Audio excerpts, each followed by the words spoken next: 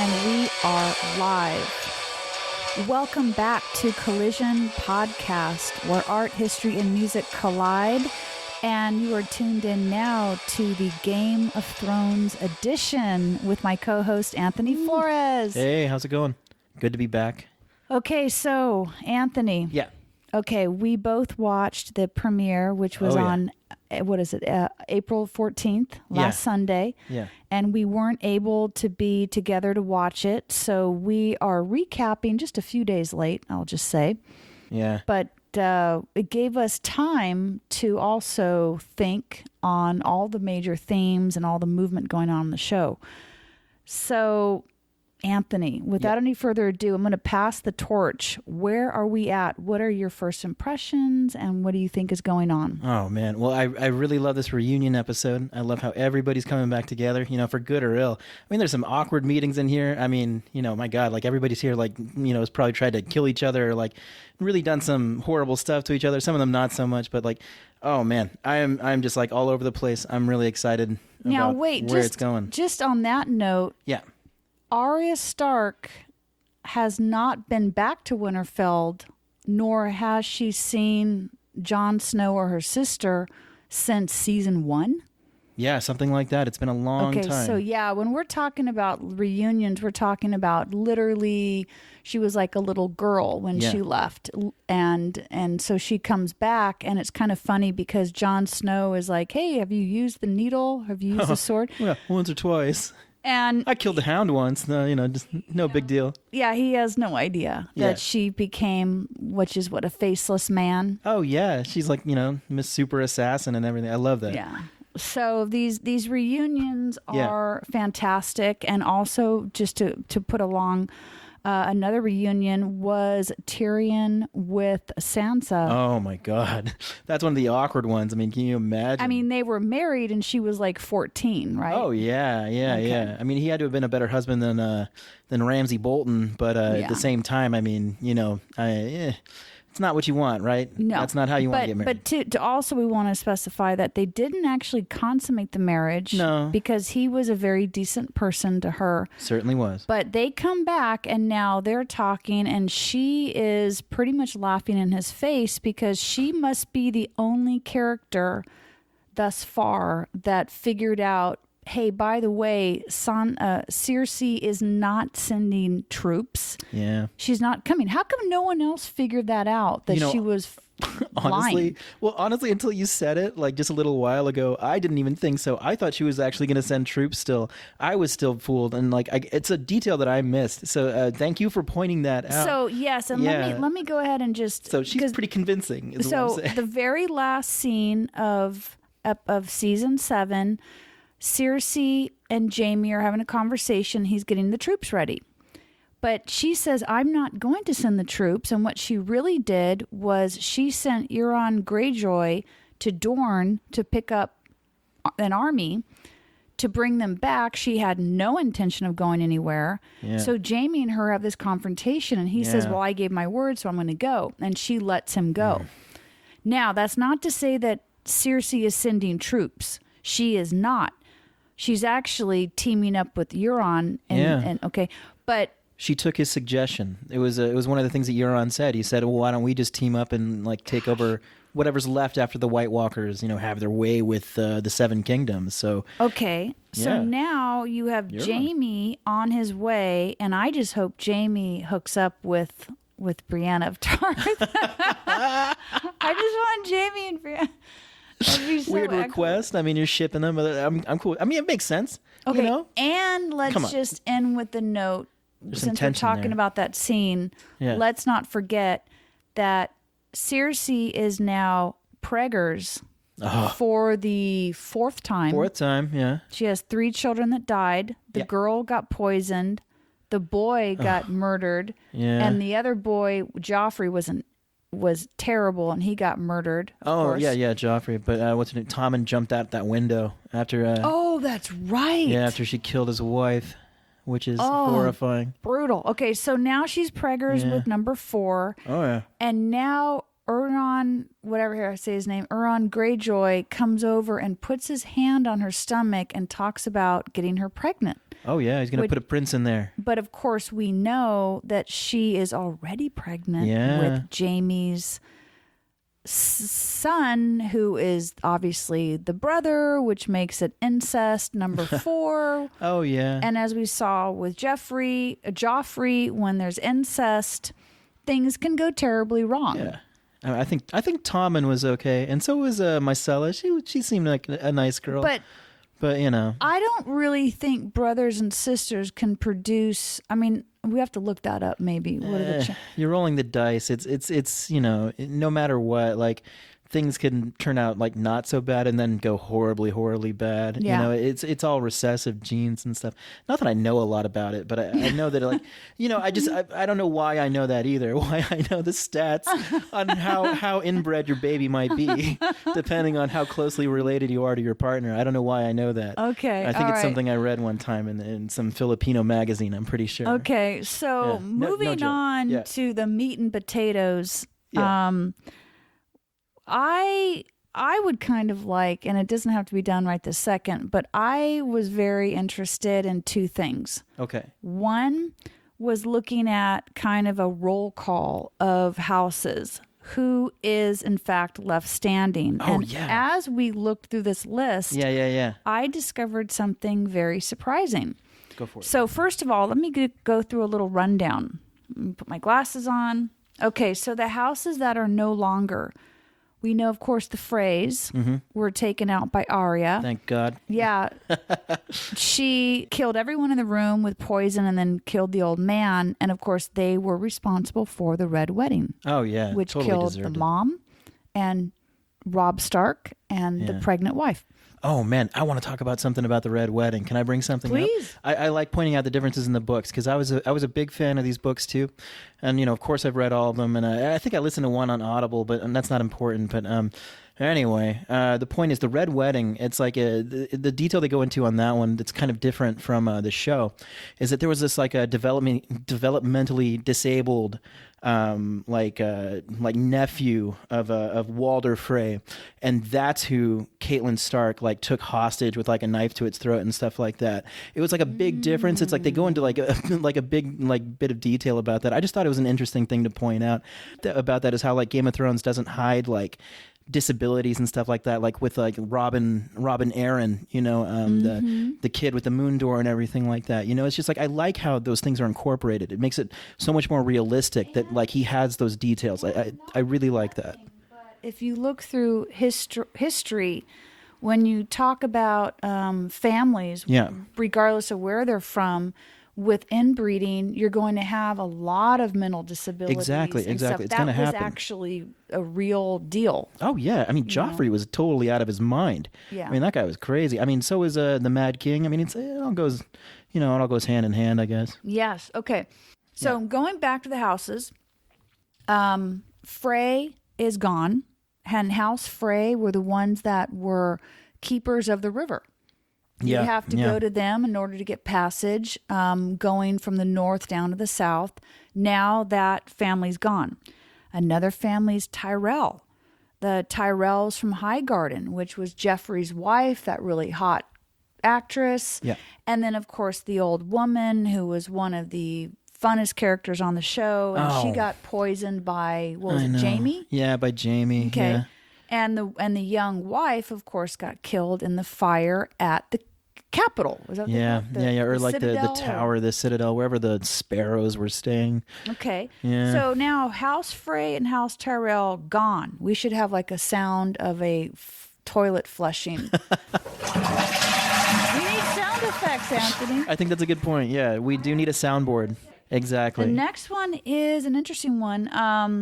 Tarly. Oh yeah, House Tarly. Yeah, really running low on male heirs. Yeah, we had that big confrontation where she had the nerve to tell Samwell, your father and your brother did not bend the knee, and well, she didn't exactly say I had my dragons burn them to death. No, she had them executed, quote unquote. But he started crying. He left, so he knew what the score was. Yeah, and that gave him the gumption to do what? once he found out? To go tell Jon who he really is, Jon Snow, that is, who he really is, which is, the son of Aegon Targaryen and Lyanna Stark. So he has the best claim to the Iron Throne, which he just gave up to Daenerys, who is totally ruthless.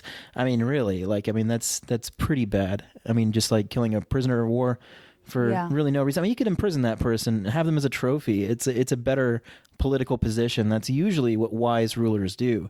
They don't just necessarily kill whoever. They'll take noble people and parade them around. It's a better show of force. It really is. Well, it's also interesting to note that when it happened in the show and she burned those two, the father and son, you kind of just thought, whatever.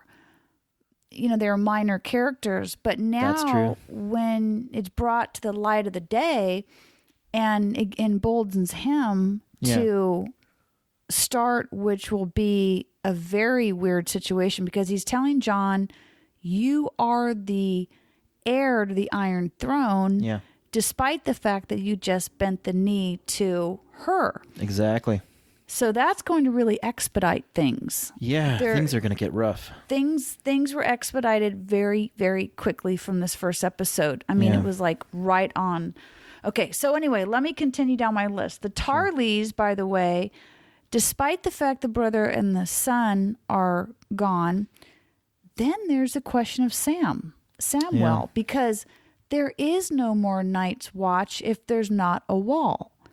And he was a Maester for the Night's Watch. So the question, and we can't answer that at this moment, but the question is, could he be Lord of the House of Tarly?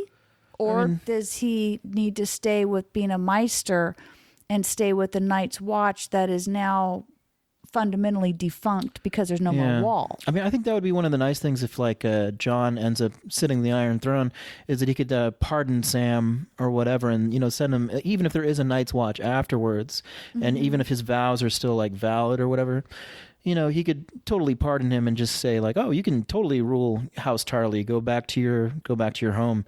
I don't think there'd be any problem with that. Maybe even Daenerys would do it. I mean, I think she would too. I'm pretty sure she would show enough mercy. I mean, obviously Sam's fine. Does he want to be a Maester, or does he want to? Well, that's the other thing. That's the other thing, because he seems like he's very driven. Yeah, but he's more of a kingmaker character. He doesn't always want to be the one in charge, I feel like. I mean, that was his. I guess that's why he got sent to the wall in the first place, was because his father thought he was a craven. It's that's always the word they use, in the books and stuff like that, especially. Maybe they do it in the show too, but craven? Yeah, craven is a bad thing to be in the Game of Thrones world. If you're not willing to throw down and fight, stuff like that, all the time, they don't want to have anything to do with you. They're not into that. That's why he got sent to the wall. So I mean, I'm surprised that he's upset at all that his father's dead. Okay. I feel like Sam, that might, and to me, I don't think he would be as upset about his father dying, I mean, personally, as he is. It seems like kind of a plot convenience to me. His brother, maybe, but I don't know. Should I really be criticizing this show? I'm not sure. Okay, so we're going to put on a question mark that House Tarly is fundamentally gone. Oh, yeah. And maybe resurrected, but they're on the list. They're on my list. Oh, they're potentially resurrected. Yeah, right now they're gone. They're done. Moving forward, House Bolton, gone. Oh, yeah. Good riddance. Not only did the bastard Ramsay Bolton kill the father, his father, and then take over. Now, of course, he's killed by Sansa, who put dogs on him. Oh, yeah. After the Battle of the Bastards. Oh, yeah. Okay. Now, continuing on. Yep. House Baelish. Yep. If I will say that there is a House Baelish, that's almost it's like, I'm pretty sure there is. House Baelish. They go into a little bit of detail on that in one of the books. I think it was the fourth one or something like that. But the point is he is the lord of a small province called the Fingers, which is out there in I think it's on the East Coast or something like that. And I don't know why I know that either. But anyway. Or maybe I don't. Anyway, we saw a map, though. I've seen the Fingers in a map. That's a fair probably assessment. Why. Exactly. I think that's right. So anyway, he's out there. So House Baelish is defunct if we believe that Lord Baelish was actually killed. Oh, he's dead. No, he's dead. I'll tell you what. There is a little bit of some urban legend going on out there on the internet. One of his internet stories where perhaps he was actually a faceless man. And she killed, although wouldn't Arya know the difference of killing a faceless man? She would know. Are they able to tell who other faceless people are? I don't know. Okay, so if he's a faceless man and he wasn't actually killed, is he really still teaming up with Sansa on the side for a grand plan? Is he really out? I mean, I guess that's... I don't know. I think he's dead. I mean, I personally think he's dead and gone. There's some and the world debate. is better for it. Okay, now moving down the list. Don't worry about it. Yeah? House Baratheon. Yeah. I mean, we got Gendry, the blacksmith, who made an appearance and seems to be hitting it off well with Arya. I mean, I think I'm going to ship them personally. I think that's a good match. But for the next several families, what we need to focus on is who can actually take the name. Yeah. Because he's not going to. Because he was a bastard. There's no question, but he couldn't actually claim the name Baratheon. No. So because Stannis Baratheon was killed, Robert Baratheon was killed in season 1, of course, being the king. The little girl was burned at the stake. Oh, yeah. In my opinion, House Baratheon, despite the fact that there is a bastard, House Baratheon is gone. Oh, yeah, it's done. It's over. All right, now we move on to House Arryn. Yeah. And we had to actually look this up. If you guys remember last week, we were confused if the little kid was actually thrown through the moon door or not. Yeah, Robin Arryn. Yeah. Robin. And we came up with that he wasn't. He's still out there. Oh, yeah. He sent his men to go defend Winterfell. Or he sided with Jon Snow in the Battle of the Bastards. He sent men up there at the request of Peter Baelish. So we potentially have him, who disappeared in episode 6, season 6? Yeah, like season 6. I think, we haven't seen him since. I think that, and of course that was Catelyn Stark's sister who was in charge there until she got thrown through the moon door. Oh, yeah. So that house, also let's not forget that they saved Starks during the Battle of the Bastards. Yeah. Because they actually have a cavalry. Yeah. Okay. So they are most definitely going to reappear. They have a lord. They have a cavalry. They're actually intact. That's a good okay, point. now here are the last 4. Yeah. Lannister. Yep. They have 2 potential heirs that can have children. You have Jaime and Tyrion. That's right. And Cersei's already having one, I guess. Cersei would not be able to name it as a Lannister, though. Yeah. Like I said, I think more about the DNA. Okay, we're not talking DNA, though. You're right. That's another thing. The technology aspect. We're talking patriarchy. So right now, if she were to have the child, it would be a bastard. Yeah. It certainly would not be called a Lannister. It's not, even though the father is the brother, but you just can't pull it off. And now we know we know from the very first episode here that Euron Greyjoy put his hand on her stomach and said, "I'm going to make a prince." So you know when she starts showing, what is he going to do? He's going to claim that's his kid. Oh, yeah, just like Robert Baratheon. Cycle continues. So forget her. So you have 2 potential men who can have Lannister children, and that is Tyrion and Jaime.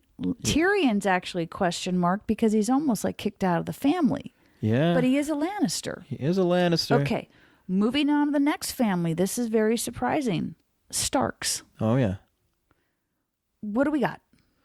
What do we got? We got Sansa. We got Arya. No. Who could pass the name? What men do we have in the Stark family that could pass the name? I mean, I guess the only one left is Bran, if he's able to, like physically. I'm not sure. He's also a 3-eyed raven and in and out of a tree. So, like, is he going to get a girlfriend? Or does he just like pollinate? Does he just like the bees like come down and like, I don't know.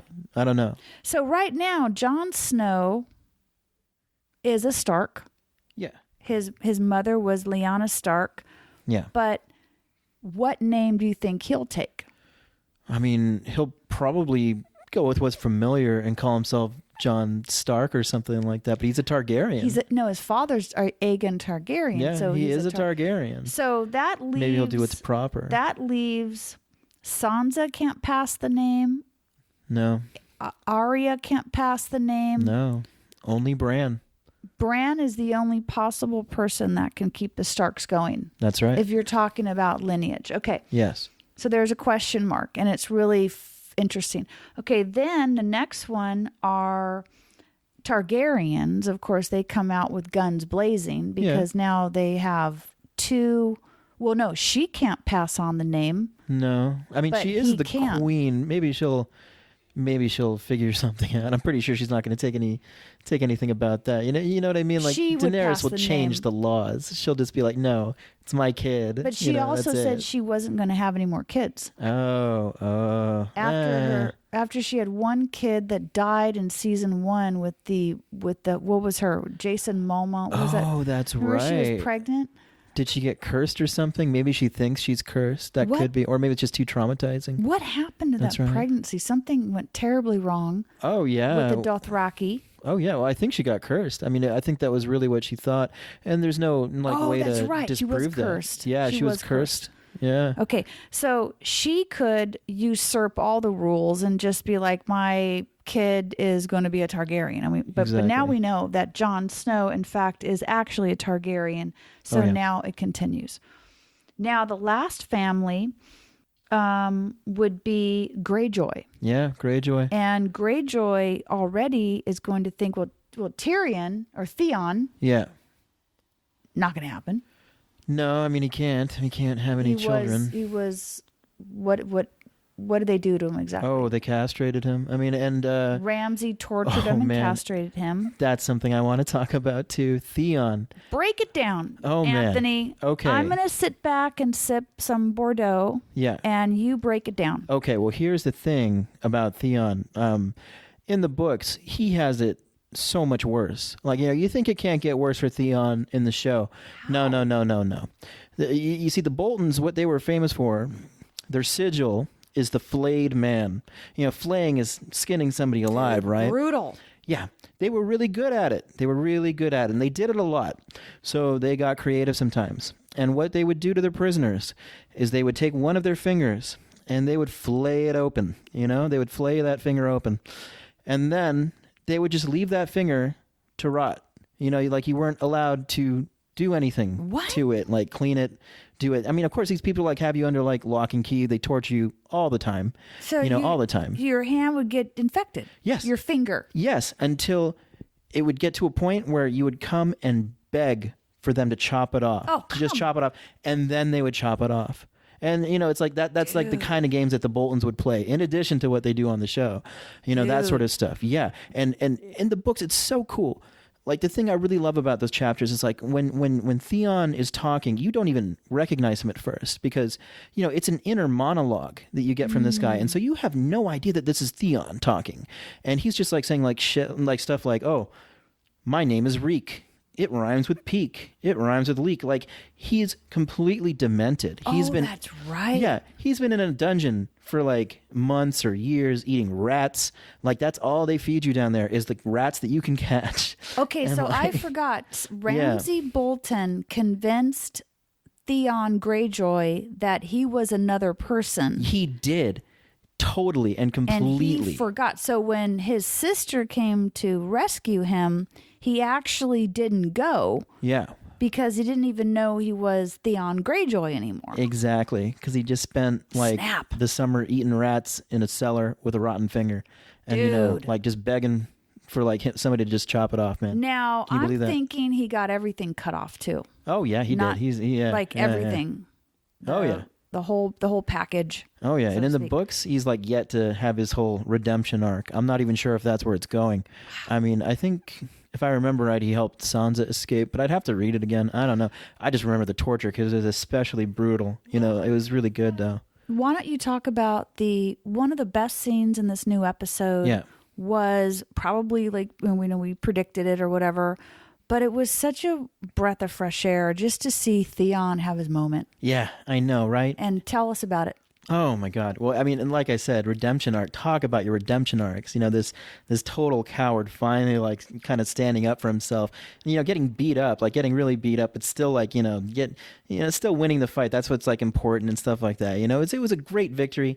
Like felt well earned. Like Theon, and totally deserves it. And rescues his sister. Yeah. Like comes onto that ship, like and he's thinking he's using his mind too. Like he's going for stealth because he knows he's not going to be able to kick ass like Euron's going to be able to. He's not a swashbuckling type. Right. Like he's using bows and arrows. He's coming in quietly. Like he's like doing things the right way for like whatever he has going on. Yeah. He's totally into it. He just wants to win now, and that's what I like about Theon. It's about time that Theon got his due. Because and especially after like being under Ramsay Bolton, man. I mean, especially in the books, it's really nice to see. And then he has a confrontation with Jon Snow. Yeah.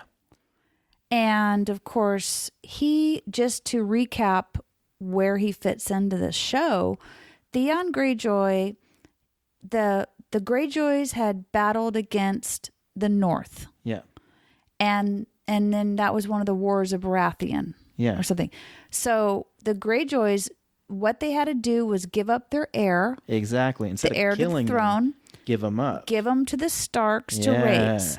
So he was actually raised in the Stark household. So he owes quite a bit to the Starks. Exactly. But then he before he ever met Ramsay Bolton, he screwed them over. Yeah, he killed like his tutor, and he was made it seem like for Ned Stark, right? Getting killed, right? No, I don't think so. Ned Stark went of his own volition up to King's Landing to assist Robert Baratheon. He got killed because of proximity to Cersei, and all that stuff that happened with Robert's murder. But Theon made it seem like he had killed Bran and Rickon. He went and kidnapped like two like farm boys and burned them. That's right. And like said that he had killed Bran and Rickon, and of course they weren't dead, and then Rickon died later. Well, that's too much recapping, but anyway. But Theon like turned on like this longtime tutor of his, and like just killed a bunch of people that up until then he was probably like friends with, and what like had like, I know, right? Like he was really a jerk. Well, he got all caught up in his family, and like when family is like that, you think they don't have that much power over you, like that you don't see them for years, and then all of a sudden your dad shows up and says like, man, kid, you suck, like you gotta kill your family, you gotta kill your new family, and you just, I don't know, you go and kill your new family. I don't know. Well, like, I mean, he's not. Yeah, but it wasn't good. It's going to take a lot to redeem him, but he's doing good so far. I think getting castrated and tortured by Ramsay Bolton, he paid his due. I think I'm going to go ahead and say paying your due when you have nothing left down under in the Netherlands, in the nether regions. Exactly, and then and then that guy tries to knee you in your testicles, but you don't have any, and that's how you win the fight. Oh, okay. I love that reversal. That is so great. So what you are referring to is this fantastic fight scene in the new episode in which a guy is kneeing him. Yeah. And he doesn't have anything there, so he's like laughing. Exactly. He's like indestructible. I love that. That's okay, so great. So that was super awesome. Goes from negative to positive. Okay, so as far as my list of, I wanted to recap the houses. I'm just going to recap this very quickly. Do it. The families that are gone, the Freys, the Tyrells, the Tarleys, Aaron, possibly. There's a kid still out there in the hinterland somewhere. Exactly. The Bolton's definitely gone. Thank Baelish, unless he's a faceless man that got killed, they're gone. I don't know. Baratheon's gone. Oh yeah. Stark, unless Bran can have kids, bye to the Starks. They're gone. Lannisters, they have two options with Tyrion and Jaime. Yeah. The Greyjoys, well, they are going to claim the unborn child of Cersei right off the bat. He's going to totally say that's his kid. So the Greyjoys are going to continue, although Theon doesn't have the package, but his uncle does.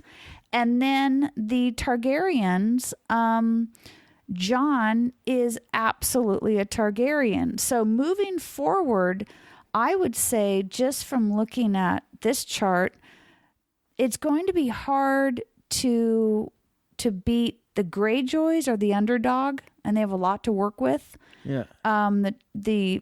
The Targaryens, Lannisters, and Starks are really the four families. Yeah. I think you might see the Arryn family come out with that young kid.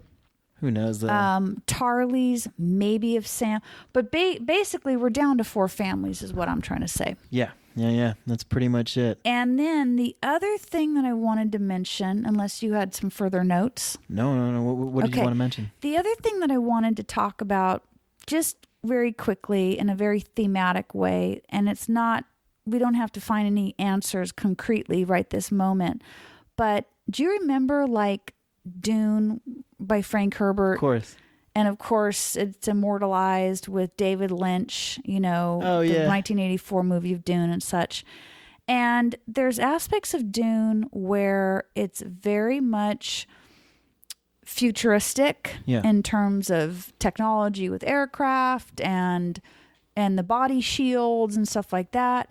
But then you would turn around and see aspects of Dune that was very much like there was before the industrial age, like with the Fremen and Arrakis, and even like aspects of like a House Carino and Harkonnen and Atreides. There was something that was very like Middle Ages about it. Oh, definitely. Okay.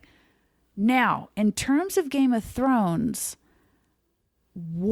now, obviously it's Europe or whatever, but are we firmly in the Dark Ages? And is there any indication with Game of Thrones that this world is actually in the future? In terms of technology? Think about it. Because I thought it was a hybrid of a futuristic world mixed with like Dark Ages. But now I'm looking at it, I'm thinking, we're practically before, like this almost feels like the 700s, 800s, like the rise of Charlemagne, and well before the Crusades even. Like this almost feels like very serious, like, 8th through 10th century Europe. Yeah, that's kind of the impression I got. But is there anything of this world that's futuristic? In Game of Thrones? Yeah. Are we dealing with the pre-industrialized society completely? I think so. Aren't we? I don't know. Like, why? Do you have any insight into this? Well, I just kind of thought that it was kind of this hybrid futuristic, and then I was watching it with some people. Is it the fashion? No, I'm just... The fashion's very, very like Janet Jackson, Rhythm Nation. Yeah, everyone's pretty sharp. But that's something that maybe we can... Is there anything futuristic? Anything futuristic about it? I guess I wouldn't necessarily say so. It all seems pretty like medieval to me. Like, okay, I can't really think of anything personally. That's something. Okay, here. How about this? The faceless men, stuff like that. Well, that's all magic, and like in fantasy novels, magic is always the analog for technology. So you have dragons instead of an air force or a plane or something like that. You have, a flaming sword that you light up with blood instead of gasoline.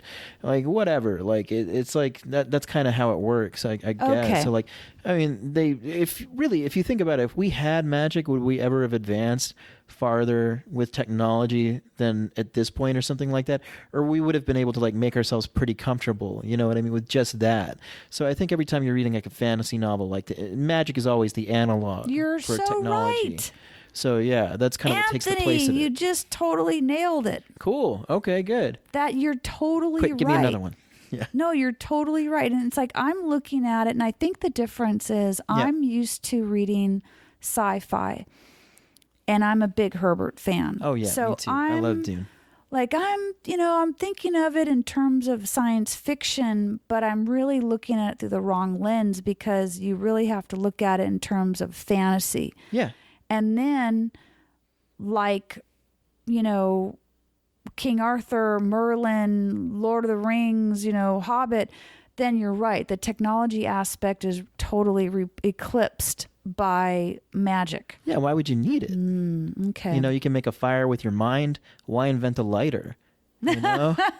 Like you can ride a dragon. Why would you ride a plane when you could ride a dragon? If I could ride a dragon right now, I'd be riding a dragon, instead of calling an Uber. And how about that dragon scene with Danny and John riding? Oh man. You don't know how to ride a dragon until you ride a dragon. That was pretty funny. And if you think, being with your girlfriend or something like that in front of the dog is awkward, like, think about having her two dragons like staring you down. Oh, that's one thing I want to note. Oh yeah. That dragon, okay, so they were making out and they were in front of the waterfalls and the two dragons were chilling. And then all of a sudden they do a shot over to the dragon.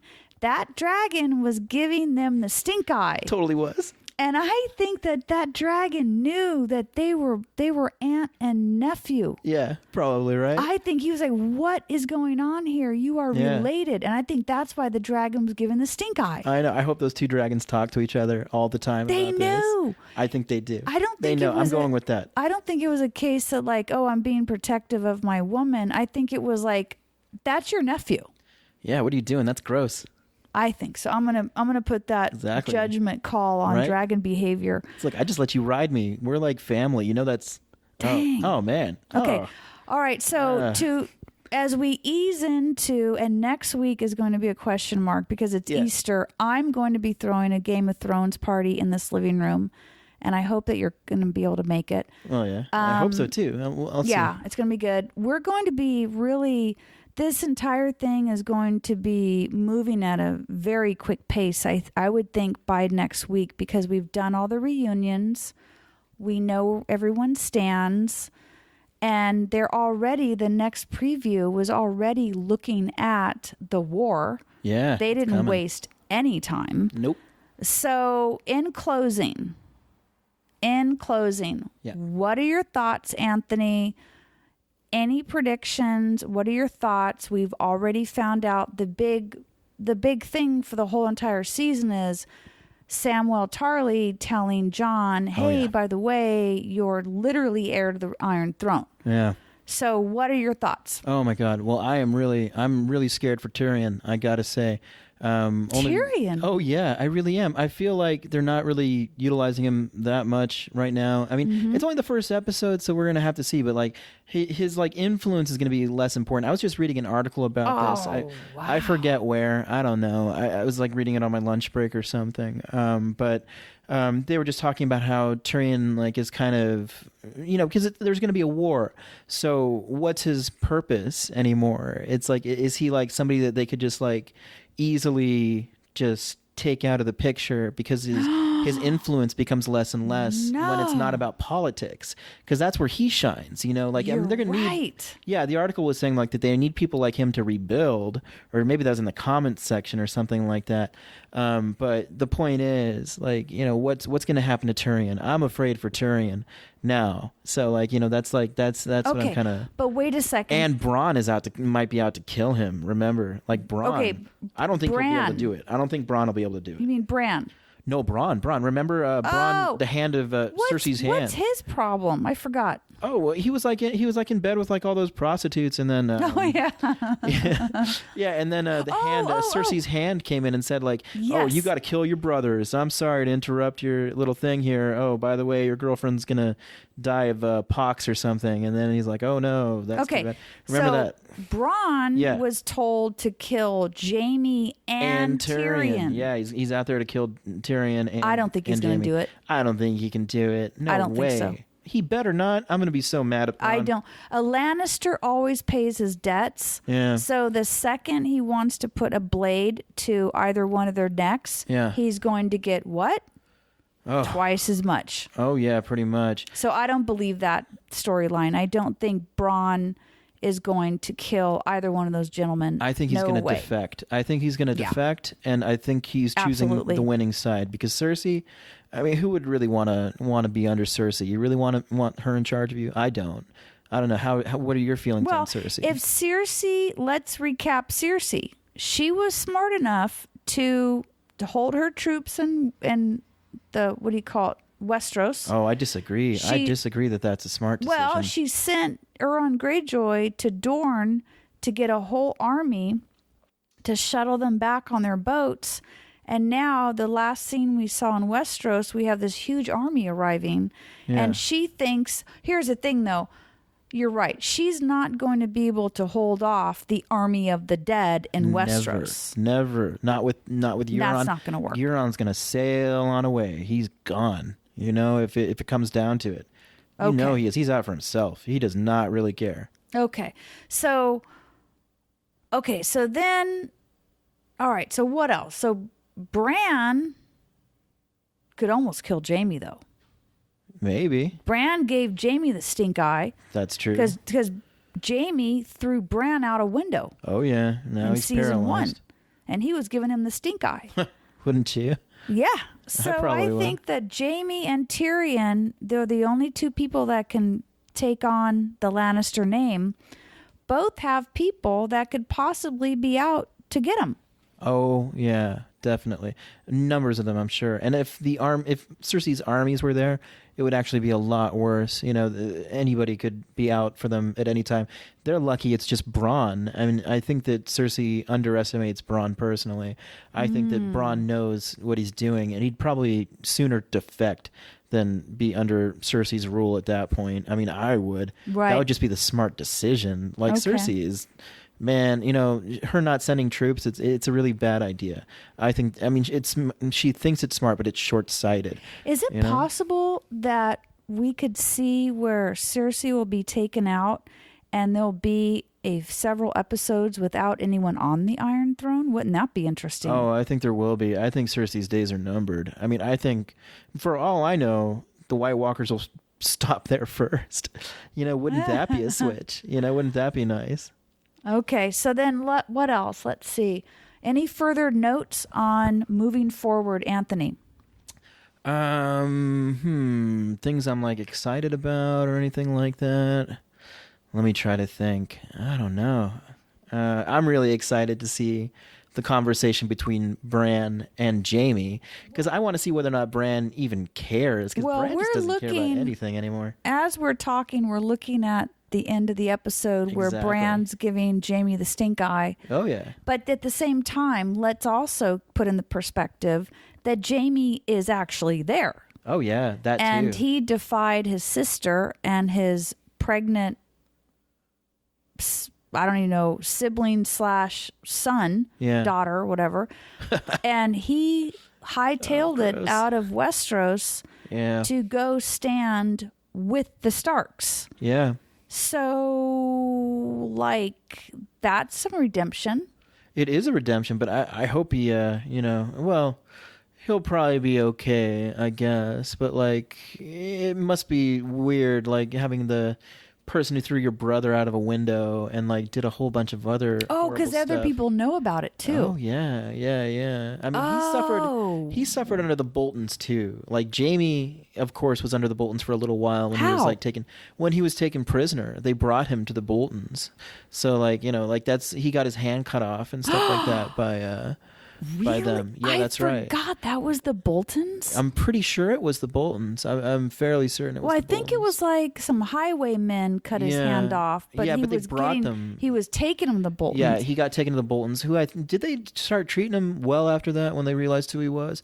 I forget if they ransomed him or something like that. I know they tortured Brienne. They put her in a cage with like a bear or something, didn't they? Like something horrible. I think Jaime was okay once he got to the Boltons' house. So right now we're looking at the preview of next week, and Jaime is on the hot seat for sure. Exactly, he's definitely going to be. And Dany is like, Dany's, because he's the Kingslayer. Yeah. So Dany's all high on her horse about how, you killed my father. So what? Well, so what is right, because he was a murderous, terrible person. Yeah, he wanted to burn all of King's Landing with dragonfire. Like, that's what his plan was. You know, he was going to burn the whole thing. Just what Cersei did to the tower to kill the Sparrows and Marjorie Tyrell. Although it worked. Yeah, it worked. Effective. Oh, it worked. He was going to do that to like the entire town, like the entire village. He was going to blow everybody up. He needed to die. Of course, he needed to die. Okay. Yeah. Just all right. So, my predictions. Yeah. What you got? Gosh. We immediately have a problem. And the problem is you have Jon Snow is heart and soul totally on board with Dany. And at the same time, based on the information that Samwell Tarly just told him in the crypt, he is going to find that he is actually the heir of the throne. Well, yeah. And what Samwell says is she willing to give up her crown to save the people too? Yeah. Question mark. So that situation between the two of those, it's almost like a star-crossed lovers. It's very Shakespearean in a way of like, you know, this unbearable situation, you know, that's going to play out, and it's going to in some kind of tragedy, you know. It only can. However, I'm not sure, to be fair to Juliet, I'm not sure if she would actually put him first, or is she going to be 100% the crown? Oh, she's 100% the crown. She'll never put anybody first, I don't think. But he is going to have to buck up and realize that he's actually the heir of the Iron Throne, and that he owes this to Ned Stark for protecting him. He owes this to Lyanna Stark and Aegon Targaryen for having this unrequited love and this secret marriage. He owes all these people for him to take his place. Yeah. Now, that isn't a war. The war with the White Walkers is a completely separate situation. We haven't even talked about we never mentioned the word White Walkers yet. No, so it's too exciting. We're really looking at an internal war that is in a way as bad as any White Walkers coming. Oh, yeah. And I wonder how long they're going to hold out. I wonder whether Jon will just wait to tell Dany that, you know, oh, hey, you're my aunt, by the way. Dude. You know, or, you know, until the White Walkers are done being dealt with. But then that's got to be so awkward. Like, what do you do when she wants to, like, make out? What do you do? Like, knowing that that's your aunt. I mean, brutal. I guess the seal's broken, so... Brutal. You know, I guess... Things are going to go terribly sideways. Because you can't have... They're not going to be hooking up anymore. Things are going to go sideways very quickly. So it makes me wonder whether he's going to tell her in, like, the next episode. And what if he just, like, bursts in the door and, like, you're my aunt. We can't do this anymore. Oh, brutal. Oh. Okay, so we have a... And then also, I still think that there's something going on with Sansa. Yeah. If she's not in league with Peter Baelish, who might have faked his death and really been da-da-da-da-da, like a man without a face, whatever, something is up with her. It's not that she just doesn't like the Targaryen and the foreigners coming, but there's something about her altogether as soon as she assumed the role of Lady of Winterfell, where I don't entirely trust her. No, I don't know what her agenda is. So anyway, I think we'll just leave it at that. Okay. Like, we have a huge episode next week because now that everything has been laid out, now it's going to get really gnarly. And not to mention, there's only 5 episodes left, right? God, no, don't say it. I mean, that's it, though. No. Are they going to have more than 5? No. That's it. They'll have that prequel. Okay, there is a prequel coming, and it's going to be starring Naomi Watts. That'll be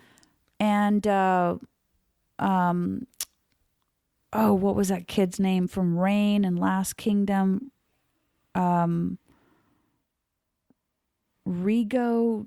Oh, I forgot his name. Oh, I have no idea. There's an incredible actor. I love him from Last Kingdom and from Reign, and he's in it. So we do have another Game of Thrones being created right now, and it's going to be starring Naomi Watts. Cool. But that's going to be a prequel going back like thousands of years, so that has no bearing to the storyline. So every single week, right? We're going to try to do this on time. Yeah. We are going to have exciting and major news. Definitely. Because right now, the people haven't died exactly yet. Yeah. So it's going to get just totally crazy. So anyway. Okay. I honestly don't know what to expect, but I think we did a good job, at least like what's what and who's who and what houses are available and what the situation is. Exactly. I feel like a sportscaster. I know. I'm just like, it's going to get You so know? good. And we're going to have feature some additional guest folks. I have at least 2 or 3 Game of Thrones aficionados who are going to chime in with a comment or 2 here and there. So that'll be fun. nice. And until then, we will be back, Anthony, in what, 4 days, 5 days? Yes, let's hope so. Fingers crossed on that one. I Okay. really do want to watch it. When it comes out, I can get it Excellent. at 6:00. I'm on Excellent. Amazon Prime. I'm watching it at 6 if I can watch it. I know it's Easter though, so that's kind of like a wrench.